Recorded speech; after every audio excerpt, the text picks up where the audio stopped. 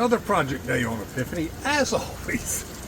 Working on a boat or living on a boat is just working on a boat in exotic places. So here we are in the Caribbean, and here's today's project. We've got a water leak on the engine somewhere, and I've replaced this hose because it was bad, but I still got a leak. It was intermittent at first, and then sometimes it'd leak a lot, sometimes just a little, but with the engine running and hot, it's hard to get around and see everything.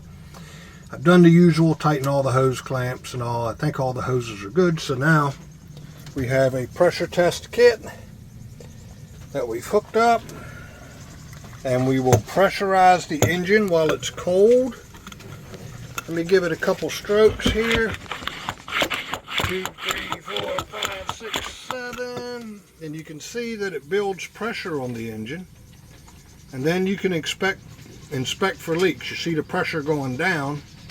And I've identified the leak as underneath this heat exchanger. You can see over here, there's a clamp that holds that in this saddle bracket. The clamp broke on this side and allowed it to vibrate, and I think it's worn a hole in the bottom. So let me pull the heat exchanger off and see what we got.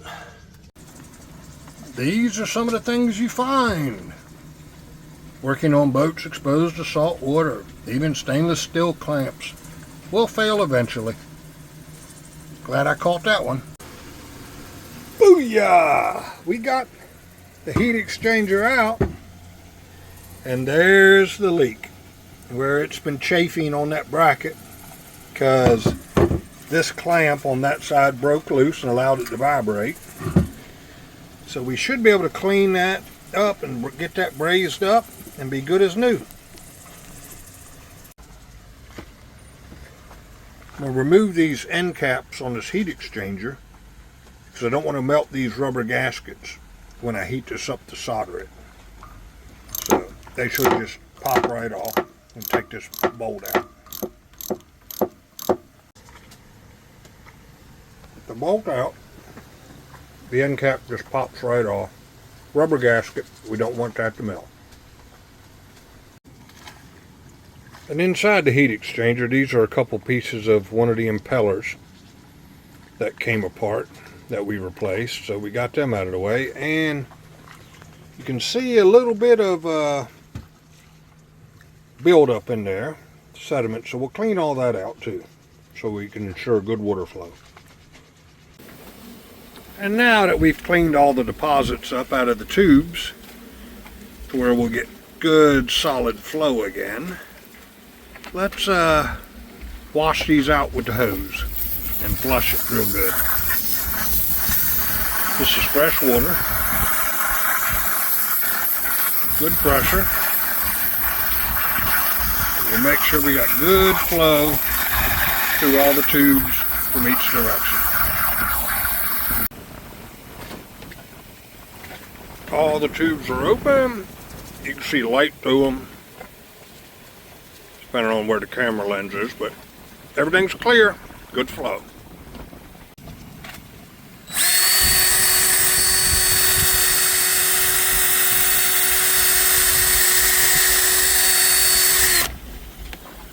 Yep, you can clearly see the crack. We're going to drill a small hole at each end to stop it from propagating. V it out just a little bit and then solder it up. By drilling a hole at each end of the crack, it'll stop it from propagating or wanting to run and break the solder apart.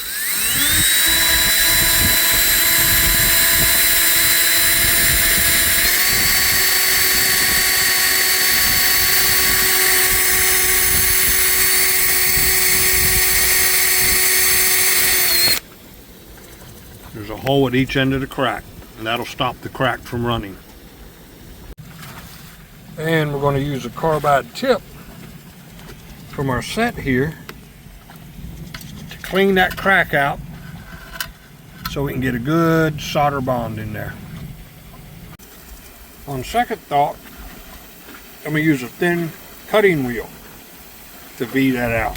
I think I'll have much more control.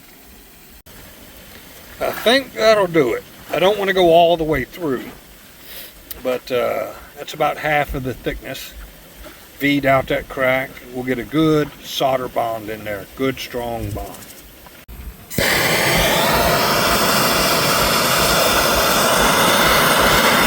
get her hot.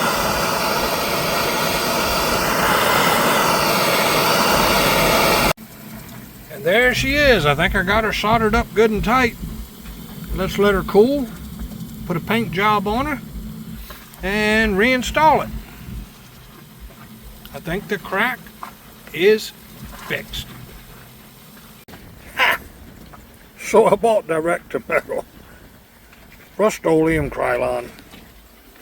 I don't think it bonds real well direct-to-metal to copper nickel. It looks like crap, but just trying to prevent a little corrosion, so no big deal. Appearances are not what I'm after. These are the saddle brackets. There's one here and there's one on this side over here that this heat exchanger sits in, and then the bands grab it right here where you see my fingertip, and it bands in place to keep it from moving. And saddle bracket rash is what put that hole in the heat exchanger, so we're going to do something different to prevent that. Let me use some of this self-stick-on rubber that Gordon had bought for padding different things, and wrap 2 layers around the heat exchanger. The tape's just to hold it good and tight till the self-stick sticks, but it's not going to matter because these stainless steel band clamps is what hold it tight in the saddle, and that'll prevent any saddle rash from putting a hole in this thing again. We are now leak-free. Just test ran for 30 minutes. Did not lose a drop. You can see the new wire to the glow plugs. I found that was shorted out and burned up, so I replaced that too. But everything looks good. She's good and secure in the brackets. No wiggling or vibrating. I think this job is well done.